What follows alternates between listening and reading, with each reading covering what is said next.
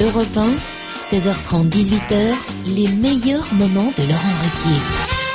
Alors, on sait qu'on a les perles de la police française qui nous sont envoyées régulièrement. Bon, alors là, il paraît que ça vient de Belgique. Bon, en même temps, ça ressemble beaucoup à ce qu'on a chez nous en France. Sauf si vous les lisez avec l'accent. Ah, Parce oui. qu'ils ne sont pas, je vous rappelle, Laurent, avant que vous ne vous lanciez dans votre petit sketch, qu'ils ne sont pas écrits avec l'accent. C'est vrai. Ah, il met à l'aise là tout de suite. Allez, Ça, vas-y, ça mon va être Laurent. clair. Alors, par exemple, sur certains procès-verbaux, on a pu lire « L'homme n'accepta de signer sa déposition que du bout des lèvres. C'est mignon. L'homme était assez lucide pour constater qu'il n'avait plus du tout sa lucidité. » C'est pas mal. L'homme a juste eu le temps de déposer sa plainte sur le bureau avant de s'écrouler devant nos yeux qui n'ont rien compris. Le défunt a formellement reconnu son agresseur. Les recherches ont permis de retrouver rapidement les 5 cadavres des 2 disparus. C'est vrai que ça c'est sonne bien. belge. Ah oui. Ça sonne belge. c'est trop bien. L'accident qui avait provoqué sa mort était bien un accident mortel. L'homme qui était aussi sourd que son épouse ne semblait pas s'entendre très bien avec elle. Jusqu'au bout, l'homme répondit aimablement à toutes nos questions par un grand silence. Ça c'est belge. Ah, ça c'est typiquement belge. j'adore. Le plaignant, visiblement en état d'ébriété, prétendait s'appeler Jésus et signa le formulaire d'une croix. Ça, c'est surréaliste, ça, c'est joli. Ivre au milieu de la rue principale du village, l'homme nous a traités de sales flics, ignorant que nous étions des agents de police. C'est la pluie qui empêcha le policier de s'apercevoir qu'il neigeait. Pendant tout l'interrogatoire, l'homme n'a cessé de nous dévisager avec ses propres yeux.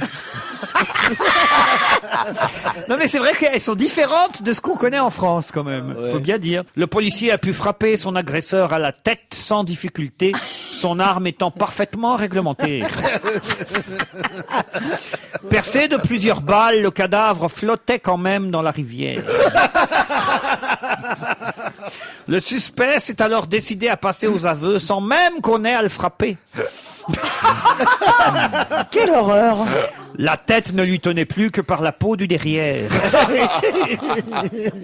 C'est pas mal. C'est pas mal. Ah, c'est pas c'est- mal. on va remercier l'auditeur qui s'appelle Louis, qui est belge donc, et qui nous a envoyé ses procès-verbaux. Il me disait ça pourrait faire rire Philippe Geluck ou Morinder, mais ça fait rire les autres aussi. Ah, mais je croyais que c'était issu d'un livre. Mais comment il les a eus, ça? Oh bah j'imagine que ce sont des procès-verbaux qui circulent en Belgique. Ah, d'accord. J'en ai bien plein d'autres, hein, si ça vous amuse. Hein. Le motif du viol était le meurtre. C'est assez incroyable quand même. Hein. Il est à noter que les 2 véhicules sont entrés en collision, l'un avec l'autre exactement le même jour. Ah, moi, j'adore. Moi, ça sent le truc. Inventé, Bien sûr, ça. bien Vous sûr. croyez? Ben oui, comme les brèves de Bien sûr, comptoir. comme les bien brèves de sûr. comptoir et comme les, quel comme talent. les perles des écoliers. Mais oui, malgré les trous malgré les trous de balles dans le cadavre, il flottait sur la rivière, ça sent le truc inventé. Ça, c'est celle-là. Si nos policiers n'étaient pas intervenus, le viol n'aurait sûrement jamais eu lieu. Oh la vache! Voilà. Bon, ça me fait plutôt marrer. Ah, absolument. On remercie, on applaudit Louis. Voilà. Allez, Louis. Allez, un peu d'actu. Tiens, avant de faire de l'actu sérieuse, peut-être cette histoire trouvée dans Marianne aujourd'hui, l'histoire d'Emily Davis et de son amie Tabitha Adams. Elles ont 17 ans toutes les deux. Elles roulent sur une autoroute près de Bowling Green dans l'Ohio quand une autre voiture occupée par 2 hommes se porte à leur hauteur. Ouais, les filles, montrez-nous vos seins. Pendant que Tabitha conduisait, Tabitha, elle s'appelle. en plus. c'est pas ma faute, c'est son nom. Pendant que Tabitha conduisait, Émilie ôta alors son soutien-gorge rouge et l'accrocha à l'antenne radio de la voiture pour exciter les mecs qui lui avaient demandé de faire ça. Hélas, le soutien-gorge se décrocha et se colla sur le pare-brise de la voiture d'à côté, qui fit 2 tonneaux. Les occupants, heureusement, n'ont été que légèrement blessés. Émilie, elle, a reçu une amende pour jet de détritus sur l'autoroute. Mais enfin, quand même, c'est curieux, quand même, ces 2 filles à qui on demande... Bah, c'est surtout ce qui est curieux, c'est qu'elles aient 17 ans et qu'elles roulent sur l'autoroute. Le permis de conduire aux États-Unis, t'as 16 ans, je crois. C'est pas vrai? Ouais. Ah, bah ça, je savais pas. Bah, tu vois, on apprend tous les jours. Dans certains états. Surtout dans les états d'ébriété.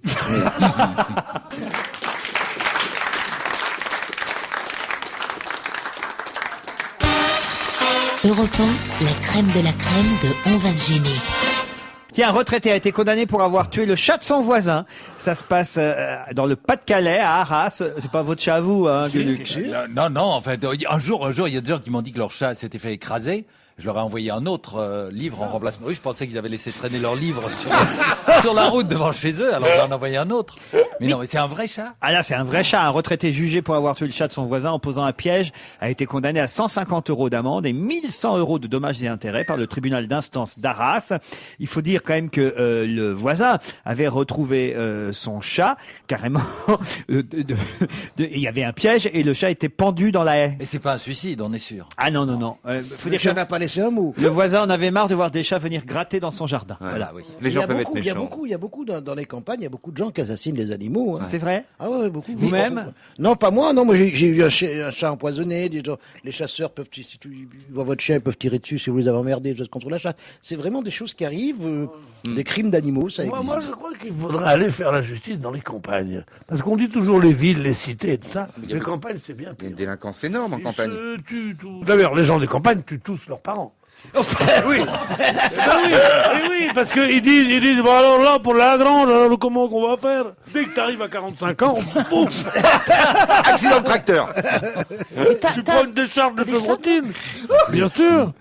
Alors là, tu peux savoir le nombre de fausses euthanasies Mais dès qu'il y a dans les campagnes. C'est normal, dès que les vieux sont plus utiles, pourquoi on Ça rapporte continuera à rien les et ils ont tout le pognon. Et c'est Bon. ça. Et ils bouffent. T'as ils pas de bouffent. congélateur, donc t'es bien obligé de garder les gosses. Mais les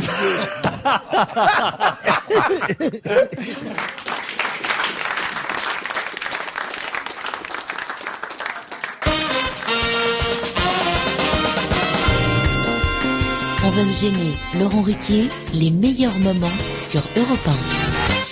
Retour à la politique avec Bernard Tapie, qui n'a pas mâché ses mots ce week-end concernant son parti, hein, le PRG, le Parti radical de gauche, PRG qui a 70% des voix, a approuvé l'idée qu'il n'y ait pas de candidat contre le Parti socialiste à la prochaine présidentielle. On se souvient que Mme Taubira avait fait un peu moins ou à peu près 2% en 2002. On lui avait reproché parce qu'on avait dit que ces 2%-là avaient manqué 600 000 voix. à Lionel Jospin. Elle voulait quand même à nouveau se présenter, Mme Taubira. Pour l'instant, son parti lui a dit, en tout cas la majorité de son parti lui a dit non, Mme Taubira, cette fois, vous n'y allez pas. Mais elle ne perd pas encore espoir. Et Bernard Tapie, lui, était plutôt dans le camp de la majorité de dire non, il ne faut pas qu'il y ait de candidat à non, PRG. ils ont fait une négociation avec les socialistes, au terme de laquelle, s'il n'y a pas de candidat radical et que les socialistes gagnent, les socialistes leur donneraient aux législatives 36 circonscriptions. Donc 30 gagnables, quelque chose comme ça. Dont 30 gagnables. Donc c'est quand même une embellie extraordinaire, c'est-à-dire qu'ils redeviennent groupe parlementaire à l'Assemblée, qui sortent la tête de l'eau. Là. Il y a un fonctionnement démocratique visiblement au sein de ce parti, et c'est tant mieux. Ah ben, Ouais, ils ont pris Tapie et Bellet, ils ont pris la petite Taubira, ils ont dit alors maintenant tu fermes ta gueule.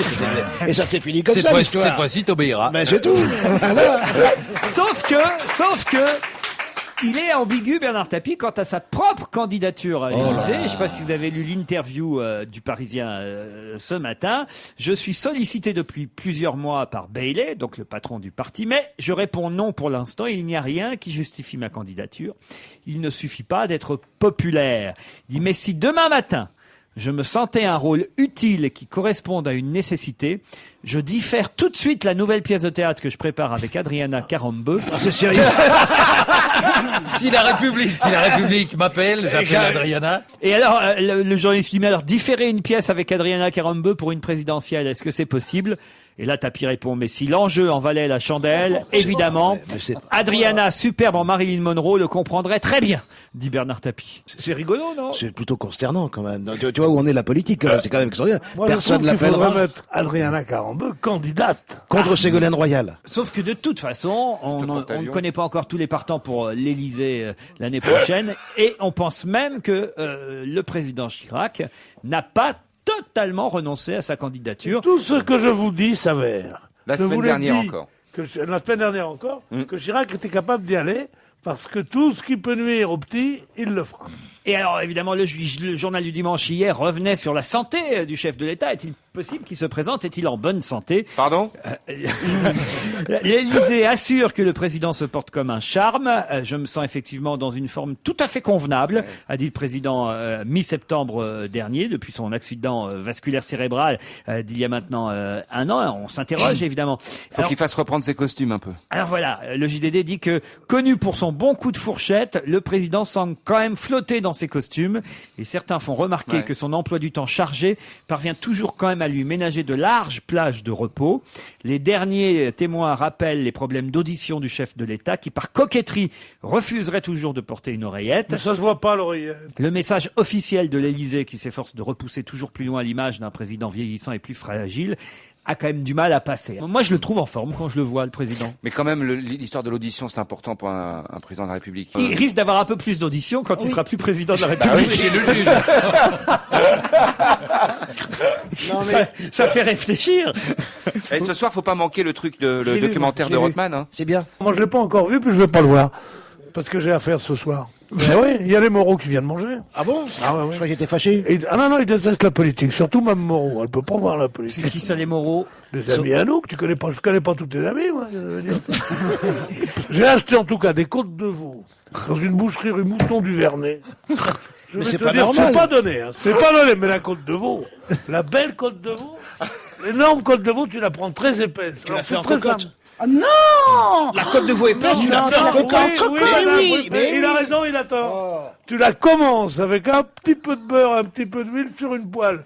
Tu la Et saisis. après, tu la mets en Une cocotte. fois qu'elle est en cocotte, Voilà. tu la mets en cocotte. Ouais, et mais là, tu tu la mets, laisses tu mets le couvercle? 10-12 minutes. Bien sûr. Oui, en cocotte, madame. Et tu sens... bon. Alors, certains rajoutent des petits oignons, moi pas. Des oignons, vous dites-vous? Oui, bien sûr. Mais pourquoi, comment que t'appelles ça, toi? Des oignons, moi je Et dis tes des oignons. LEI, tu le mets où? Seulement, qu'est-ce que tu fais avec tes côtes de veau? Eh ben, on s'est creusé la tête, nous deux, madame Bénichou. C'est qu'est-ce qu'on a fait tout bêtement? Des endives. Ah, des olives braisées. Alors, après ça, le beau plateau de fromage. Voilà. Non, Attends, non, la écoute, ronde, la ronde. on a Le acheté fromage. 3 côtes de veau, il a dit, mais ça va être beaucoup. Elles étaient énormes. On était 5. Il y en a une, il nous l'a mis sous vide. Je dis, mais pourquoi? Il me dit, comme ça, vous n'avez pas besoin de la mettre au congélo. Ça dure 8 jours au frigidaire normal, enfin au frigidaire, au réfrigérateur, ne citons pas de marque. Ok. Et là, t'as les deux côtes. Alors, on a une côte de veau de, tu veux en manger un peu? Je sais pas s'il reste des endives, on peut en faire. Eh bien, pour... Avocat pour commencer. Là, je vais vous dire le menu. Avocat, c'est Avocat dégueulasse. pour commencer. Avec une tranche de pâte. On avait pris du pâté de foie chez le boucher, que je te dis, de la rue Mouton du Vernet. Il nous respecte énormément. Il m'adore. Parce qu'il me voit à la télé, tu vois. Alors, donc, une tranche de pâté de foie, un beau morceau de terrine. De terrine de campagne. tu Avec vois, l'avocat? comme ça. Ouais, mais on pouvait prendre, on n'est pas obligé de le manger avant. Ah, d'accord. Tu prenais ton avocat, après ça, un peu de terrine, d'abord. Le tout arrosé d'un haut de, les hauts de Smith, je crois, les hauts de machin. Un vin formidable, il le donne pas. Et alors, après ça, la côte de veau, la ronde des fromages de France, Et la farandole des desserts. et la farandole des desserts. Formidable. Alors, tu sais comme ce qu'il y avait comme dessert, des glaces de chez Bertillon. Eh ben moi j'aime pas trop. Eh ben, moi non plus. Ah ben,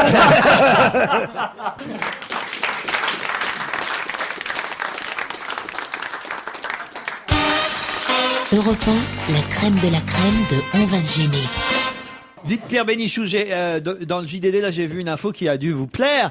Vous avez un ami de la chasse contre les ours, c'est le roi Juan Carlos. Vous avez pas vu ça? Mais Juanito, il est comme moi, et t'as comme le mismo, comme ils ont. Mais il a fait une chose dégoûtante. Il paraît qu'en Vologda, c'est dans le nord de la Russie. Oh, le pauvre. Et Mais il vraiment- était bourré, l'ours. Oui, voilà, ils ont saoulé un ours à la vodka, un ours qui était un peu, pas apprivoisé, mais en tout cas qui faisait partie d'un camp de vacances dont il était la vedette, parce qu'il y a des camps de vacances pour les ours. C'est hallucinant, quand même. Voilà. Et donc ils l'ont saoulé, ils l'ont lâché dans la nature totalement ivre, et évidemment il n'a eu aucune chance face à la gâchette du roi Juan Carlos qui voulait s'amuser. Oh, c'est dégueulasse. C'est absolument dégueulasse. Mais pourquoi ils l'ont pas attaché, carrément attaché à un arbre? La maison royale espagnole a démenti l'information, mais bon, alors évidemment on ne sait plus si c'est faux, si c'est vrai, En mais fait, c'est le roi Jean Carlos qui était bourré. je savais pas qu'on pouvait en tout cas saouler un ours à la vodka. Déjà, ça c'est assez... On peut le saouler à n'importe quoi. Il a peut-être bu tout seul, l'ours. Il avait volé de la vodka ou ils l'ont saoulé? Tu Non, crois ils l'ont vraiment? saoulé pour pas qu'il puisse se sauver, quoi, tout simplement. Quelle horreur. Voilà. Ils l'ont fait boire pour qu'il soit moins agressif, qu'il soit un peu plus dolent. comme Mais ça. c'est un risque, parce que s'il avait l'alcool mauvais... Non, ils n'ont pas l'alcool mauvais, les ours. Les ours, ça peut arriver. Non, tu connais, t'as pas d'ours chez toi? Moi, chaque fois que je rencontre dans une boîte de nuit, je rencontre un ours, je lui paye un coup, il devient gentil comme tout. Non, au départ, c'est un fauve, après c'est un nounours. David Beckham, lui, est très triste, le milieu de terrain anglais du Real de Madrid, parce que il ne joue pas avec le Real en ce moment. Il ne joue pas non plus en équipe d'Angleterre. Il dit chaque jour, je suis triste et frustré parce que je ne joue ni pour mon pays, ni pour mon club. Qu'est-ce qui lui arrive à David Beckham? Mais chez le alors coiffeur. Non, je pense qu'il est un peu en fin de carrière, il est un peu vieillissant. Et Bah puis il oui, rentre pas dans mais les puis avec systèmes un de nom jeu. comme ça, il a qu'à faire du vélo, puis nous faire chier. Ah non, bah oui, bah alors quoi? Vous en faites jamais des mauvaises, vous, des plaisanteries? Ah, vous êtes toujours sur les cimes, vous? Et pas Ah, tout tenté sérieusement. ce soir, quand même. Bah oui, non, David Beckham, je trouve que c'est amusant qu'il fait du vélo. Si des gens dans les campagnes profondes n'ont pas compris, Beckham, c'est comme on dit. Ils sont pas plus idiots que nous dans les campagnes profondes. Enfin, voyons. Ah non, que vous, non, mais que moi, oui. L'opération choc des végétariens. Vous savez que cette association PETA est assez radicale dans sa façon de manifester. PETA, ça veut dire People for the Ethical Treatment for Animals. PETA, c'est les végétariens qui mangent que des haricots. non Non, mais ce sont des végétariens qui veulent plus qu'on mange de viande. Les pétards. PETA, oui, voilà. Ah, je crois que c'était Pétain. Je disais, enfin, les beaux jours reviennent. Un homme et une femme, ce week-end à Lille, se sont enduits de faux sang, se sont emballés comme de la viande et ont mené une action samedi pour militer contre la consommation de viande des non-végétariens. Voilà, c'est quand même, faut le faire, de s'enduire de sang, de s'emballer. Faux comme- sang, faux sang. faux sang. Il faut sans de l'hémoglobine. Vous qui aimez tellement les animaux, j'ai toujours été sûr. Vous avez un petit côté Brigitte Bardot, Isabelle Mergo. Si. Aussi physiquement. Elle est roulée comme le peu Brigitte Bardot. Vous aimez les animaux, vous êtes un poil, on va dire misanthrope, un peu comme Ouais. comme Brigitte Bardot. Vous Croyez pas votez Front National. Comme Brigitte Bardot.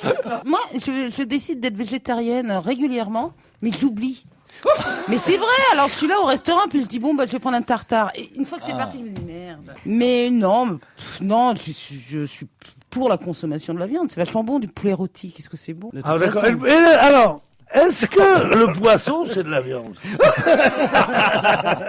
En quelque sorte, si tu vas par là pour le poulet, le poisson, c'est de la viande. Tu as pas tort, tu as pas tort. Mais Surtout pour le thon. On dirait, par exemple, tu sais que Ah, tu as le le steak thon. de thon. On dit un steak de thon. Le steak de thon, tu sais comment on l'appelle? Le bœuf de la mer, on dit. Ouais, bah oui. ouais, je sais. Le beefsteak de la mer. Mais dites, j'ai l'impression d'avoir Jean-Pierre Coff dans l'émission aujourd'hui. Vous avez fait que bouffer tout le week-end pour être obsédé Oui, c'est vrai, ça. par l'alimentation depuis Non, le dimanche, je bouffe très peu. Le dimanche, œufs à la coque. Alors, je prépare d'abord des œufs à la coque. Mais des œufs bio, hein. Ah oui? Ah oui, parce qu'ils sont plus gros. Ah oui. Puis ils ont pas de goût. Et que tu Moi, j'aime bien quand il y a un petit goût. Des œufs à la coque. Jambon. Alors, pour trouver un vrai jambon de Paris. Moi, Oh, mais c'est Faut aller en impossible. province pour un vrai jambon de Paris. pour Un te dire. vrai jambon de Paris, t'en as plus, t'en as plus. Mais moi, Un j'adore vrai la jambon. viande. L'autre fois, j'étais chez le boucher, j'ai vu un filet mignon. Je l'ai acheté.